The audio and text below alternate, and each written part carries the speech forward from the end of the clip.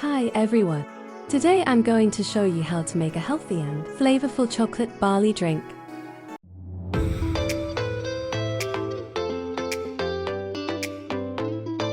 We are going to need 3 tablespoons of barley seeds, half a cup of fresh milk, 1 teaspoon chocolate powder, 1 tablespoon sugar if needed, salt to taste. Wash the barley seeds. Soak for 2 hours. Add 2 cups of water to soaked barley seeds and boil until tender. Let the seeds cool and then blend them.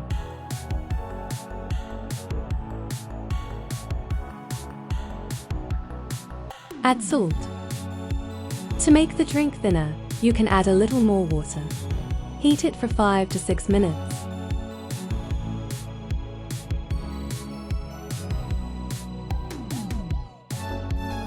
Add milk and sugar if needed, and chocolate powder while the barley is warm.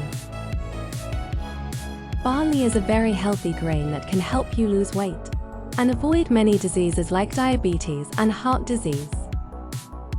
So, I do encourage you to try out this recipe.